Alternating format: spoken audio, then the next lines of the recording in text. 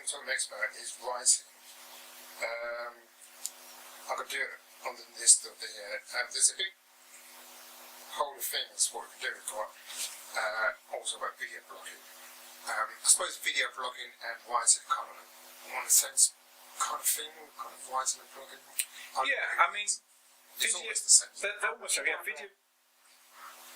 Alexa, volume 0. I would edit that bit out. Video blogging and writing are in some respects very, very similar. You've got to compose what you're going to say. The only difference is with video blogging is often you're saying the words, whereas with writing you're writing them out.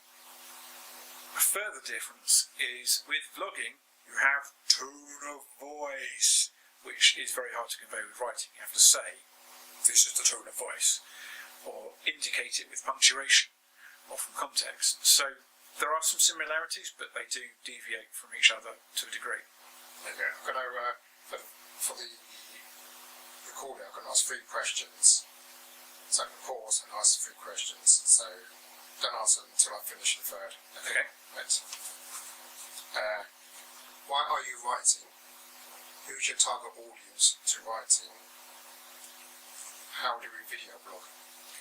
Right, well those are 3 interesting questions. Right.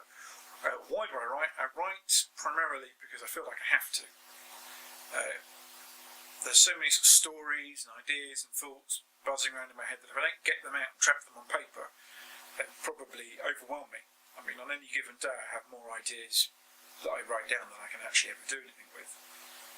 In terms of my writing, my target audience is probably male, majority, maybe 30% female, is aged between, I would say, 20 and 45, maybe 50, and has some level of nerdy interest in science or science fiction. Now, what was the 3rd question? How are we video blogging? How are we video blogging? So in terms of how what's our setup, or how does those questions relate to the Nerdy Wordy channel? Got no idea on that one. I just worried then how do you actually go about it? Right, okay. Do we touch and see behind it? We can talk a bit about that. For this particular setup, we have the Canon EOS 750D, which I'm talking into. That's got a cable going to it from my sound desk, which is a Behringer, I think, something. I'll put it on screen here-ish. And that's a 2-bus, 4-channel mixing desk that we've got, an omnidirectional, and then I'm mic'd up separately. And we have some diffused spots so that I'm nicely lit. And that's the technical configuration. And now I'm talking to the camera. Hello, people at home. And you're asking me questions, I'm answering them. About software. Software. I use Vegas Movie Studio HD to do the editing, and Audacity to clean up the sound in post-production. And some of the inserts are created using GIMP, the GNU Image Manipulation Program, which is like Photoshop but free. What are the different types of writing? The different types of writing. Well, your primary division will be between fiction and non-fiction. Almost all genres or forms of writing will fall into one of those 2 camps, rarely both. So your non-fiction writing will divide into things like journalism, blogging, essays, journalism, blogging, essays, I guess. Maybe biographies, guides, how-tos, that sort of thing. Whereas fiction divides into any number of genres. For example, sci-fi comedy, fantasy comedy, hard fantasy, soft fantasy, hard sci-fi, soft sci-fi, lit fiction, tween fiction, teen fiction, young adult, horror, thriller, suspense, crime, drama, tragedy, comedy, farce, satire. So many of them. But the distinction starts at, is it fiction or non-fiction? What about in fictional writing? We've got the third person. How do you write life, for example, the third person character or past, present tense? Oh yes, you've got three persons you can write in. There's the third person, so you'd write, John went to the shops. John brought a packet of crisps.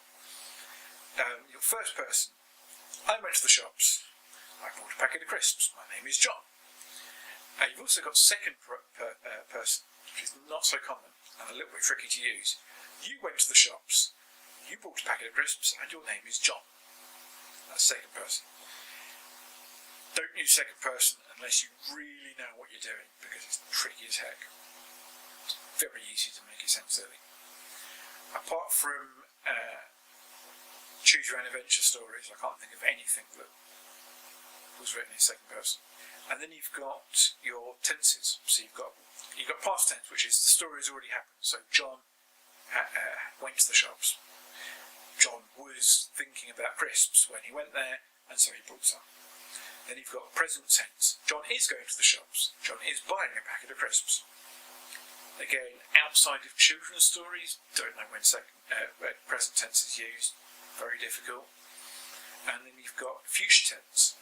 You will go to the shops. You will buy a packet of crisps. Again, tricky as anything to use. So generally speaking, you're going to go first person or third person, and you're most certainly going to go past tense. But third person breaks down into two more, which is third person limited, which is you only know about the thoughts of the character you're following, and third person omniscient, you know everything, what everyone's thinking. Even if it's happening off stage, your main character hasn't seen it, you know about it and you tell the reader about it. Generally speaking, for beginning writers, it's recommended you either go first person, past tense, or third person limited, past tense. And forget about the others, unless you aren't using one for a particular reason. And generally, most of the books you buy are going to be first person, past, or third person limited, past.